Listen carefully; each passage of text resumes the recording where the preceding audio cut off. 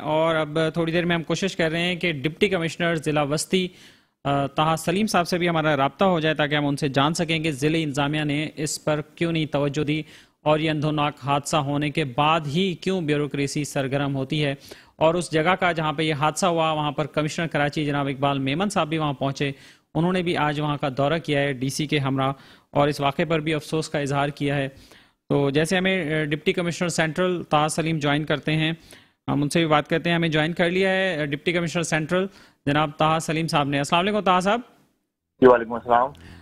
ताहा साहब, ये वाक़या हो गया और वहाँ पर क्या सूरत हाल थी? क्या आपने वहाँ उस तरफ तवज्जो नहीं दी थी या वहाँ नाले की सफाई नहीं हुई थी, ओवरफ्लो हो रहा था? क्या माजरा हुआ वहाँ पर, किसकी गफलत है ये?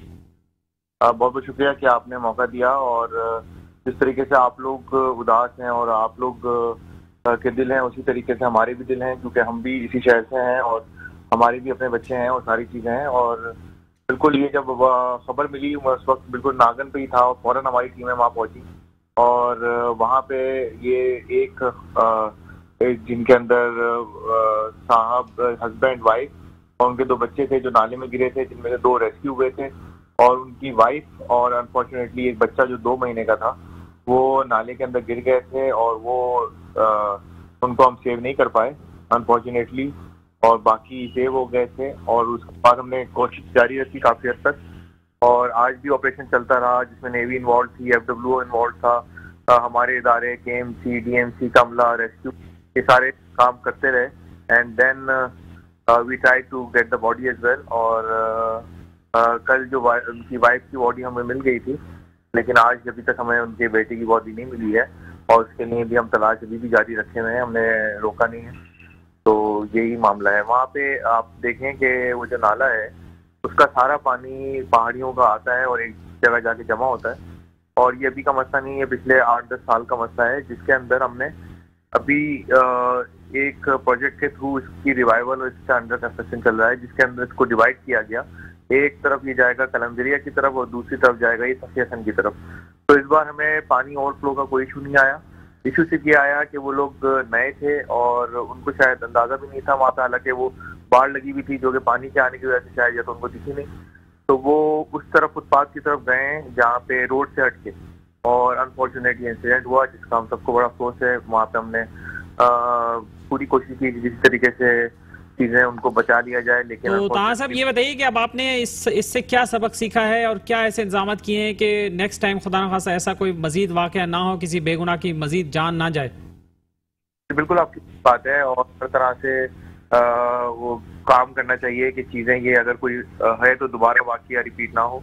आज कमिश्नर साहब ने भी विजिट किया और सिंध हुकूमत की तरफ से भी विजिट होते रहे, तो ये सारी चीजें हम यही प्लान कर रहे हैं कि किस तरीके से इसको जल्द से जल्द कंप्लीट कर लिया जाए नाले को, ताकि ये इस तरह की कोई सूरत हाल दोबारा वाकई ना हो। और इंशाल्लाह मेरी बात भी हुई तो बहुत जल्दी इसका कंस्ट्रक्शन वर्क करके इसको कंप्लीट कर लिया जाएगा। और ये जो पुराना 10 साल का 15 साल का जो मसला है, जब ये इनिशियली जाया करता था मेजर नाले में तो वो कब्रिस्तान से होता हुआ और फिर उसको डाइवर्ट हो गया, तो ये 8-10 साल पुराना मसला भी इंशाल्लाह ताकि हल हो जाए। बहुत शुक्रिया आपका। ताहा सलीम साहब हमारे साथ टेलीफोन लाइन पर मौजूद थे, डिप्टी कमिश्नर सेंट्रल, और वहाँ की सूरत हाल बता रहे थे। अफसोसनाक वाक़या है। अब ज़ाहिर है इसमें क्या कर सकते हैं, शहरियों के लिए दुआ ही कर सकते हैं। और जो इंतज़ामिया है, जो डिस्ट्रिक्ट इंतज़ामिया है, उनकी आपने गुफ्तगू सुनी ली कि वो क्या कह रहे थे। वाक़े का पता चलने के बाद वो एक्टिव हुए और उसके बाद अब वो और उम्मीद है कि आइंदा इस तरह का कोई वाक़या जो है वो रोनुमा नहीं होगा। और उन्होंने कहा कि इसको नाले के हवाले से जो इक़दामात करने की ज़रूरत थी वो फौरी तौर पर वो इक़दामात करने के लिए कोशिशें शुरू कर दी गई हैं। हमारे साथ टेलीफोन लाइन पर आप मौजूद हैं जनाब शकील बेग साहब, जो कि चेयरमैन हैं consumer rights protection council of Pakistan के। उनसे हम गुफ्तगू करते हैं। अस्सलाम वालेकुम शकील बेग साहब। जी वालेकुम अस्सलाम। शकील साहब, इस अफसोसनाक वाक़े के हवाले से आप क्या कहेंगे? ये कब तक शहरी इस तरह से जलील और ख्वार होते रहेंगे शहर में? सबसे पहले तो जो फैमिली इफेक्ट हुई है और खासकर मासूम बच्चा जो है अभी तक नहीं मिला, लेकिन अफसोस के साथ मैं अभी सुन रहा था ताहा सलीम साहब को। ठीक है, वो इतने ज्यादा पुराने नहीं है डिस्ट्रिक्ट सेंट्रल में, लेकिन मुझे पता है कि जब यहाँ खुली कचहरी थी जिसमें सिंध गवर्नमेंट के 2 मिनिस्टर आए थे, पताफी साहब भी थे और एक साहब और थे, उस खुली कचहरी में जब डीसी यहाँ दूसरे थे फरहान गनी साहब, और वहां पर मैंने इस नाले के बारे में और दीगर नालों के बारे में खुलकर बात की थी कि ये मौत के कुएं बन चुके हैं, खुदा के वास्ते ये नाले बंद करें।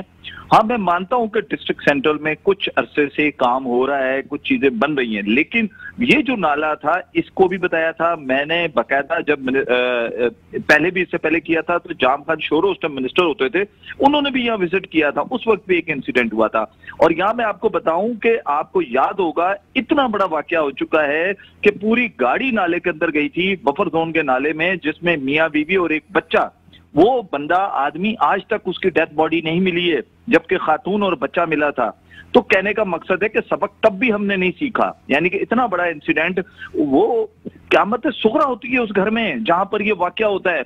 लेकिन इस मासूम बच्चे का तो यकीन करें कि मैं समझ नहीं आ रही कि जब वो वाकया हुआ था तो वो हम आज तक नहीं भूल पाए। अब ये खुशी का मौका और गमी में बदल गया, ईद का समा गुजरा है, लोग ईदें कर, और किस तरह की कर्ब की जिंदगी गुजर रही होगी इस टाइम, उनके ऊपर नहीं, हम सब पर, जो भी बच्चे वाले हैं, जो औलाद वाले हैं, वो इस वक्त दुखी हैं। और लोग ये कहने पे मजबूर हैं कि भाई हम जो टैक्स देते हैं, जो हम गवर्नमेंट को पैसा देते हैं, वो हम पर क्यों नहीं लगता। देखिए इस वक्त एमएनए की स्कीम्स यहाँ आई हुई हैं, एमपीएस के पैसे यहाँ लग रहे हैं, तो भाई उनको स्पीड में लगाएं। जून जुलाई सबको पता है कि ये महीनों में बारिशें होती है, मानसून के महीना होता है, यहाँ बारिश खूब बरसती है, तो जब पानी आता है तो डेफिनेटली नाले ओवरफ्लो करते हैं, क्योंकि हमारे यहाँ नालों का सिस्टम बहुत खराब है।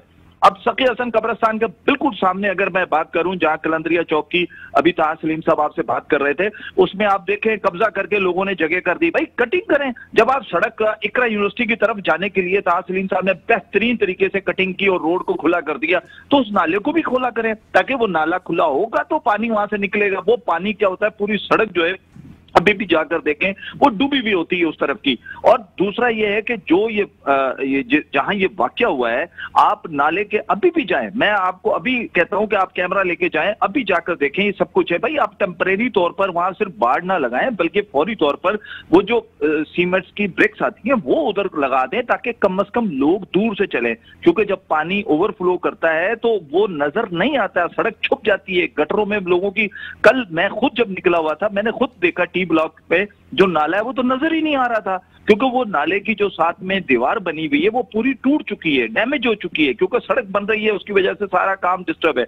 अब ऐसे में मानसून की बारिशें तबाही का सबब बन चुकी हैं, सड़कें टूट फूट का शिकार हो चुकी हैं। और डिस्ट्रिक्ट सेंट्रल मैं ये समझता हूं कि जितने अच्छे एग्रेसिव काम करने के लिए ताहा सलीम है, इसमें कोई शक नहीं है। मैं दूसरी बात नहीं करना चाहता कि खुदा ना खास्ता मैं क्रिटिसिज्म की तरफ जा रहा हूं, मैं ये कहता हूं कि जितने वो एग्रेसिव हैं, थोड़ी सी उनको चाहिए कि अपने लोगों के ऊपर, क्योंकि माशाल्लाह वो एडमिनिस्ट्रेटर भी हैं डिस्ट्रिक्ट सेंट्रल के, तो उनको जरूरत इस बात की है कि अपनी टीम के ऊपर सख्ती करें, कि उन चीजों को नोट करें कि नाले कहां कहां ऐसे हैं कि जहां पर ये हो रहा है। देखिए बारिश ने तो बरसना है, वो बाराने रहमत है, उसका बरसना शहर के लिए, कराची के लोगों के लिए उतना ही जरूरी है कि जितना उनके लिए पानी जरूरी है पीने के लिए।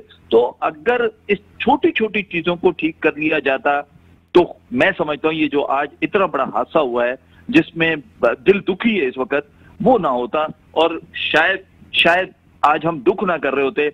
अब वो ठीक है, कमिश्नर कराची साहब आए, वो भी आए, बिल्कुल ठीक है, उनको आना भी चाहिए, सिंध गवर्नमेंट को भी आना चाहिए, सबको आना चाहिए, लेकिन वो जो पॉलिटिकल लोग हैं, जो लोग आज खड़े हुए हैं, अब वो आ रहे हैं तो वो भी तो उस तरफ होने चाहिए थे ना, उनको भी तो आना चाहिए। अब इलेक्शन आ रहे हैं तो सारे लोग निकल कर बाहर आ गए हैं, हर कोई आ रहा है, उनके घर पे भी जा रहा है और उनसे ताज़ियत भी कर रहे हैं, लेकिन कहने का मकसद ये है कि क्या पाकिस्तान पीपल्स पार्टी इस वक्त सबसे ज्यादा मजबूत पार्टी है सिंध में और खासकर कराची में, उनके लिए ये नाले छोटे छोटे काम कराना कोई इतनी बड़ी बात नहीं है।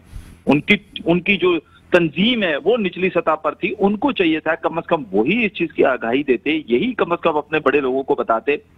लेकिन मैं ये चाहूंगा कि डीसी साहब डिस्ट्रिक्ट सेंट्रल में जितने एक्टिव है उनको चाहिए डिस्ट्रिक्ट सेंट्रल के कुछ सीधा लोगों के साथ बैठकर उनके साथ इन चीजों को देखें कहाँ का लूप होल हैं। शकील बेग साहब बहुत शुक्रिया आपका, आपने टेलीफोन लाइन पर हमें ज्वाइन किया। और नाज़रीन यहाँ वक्त हुआ एक ब्रेक का, ब्रेक के बाद आपको बताइए कि अब्बासी शहीद अस्पताल के डॉक्टर्स क्यों एहतजाज पर हैं।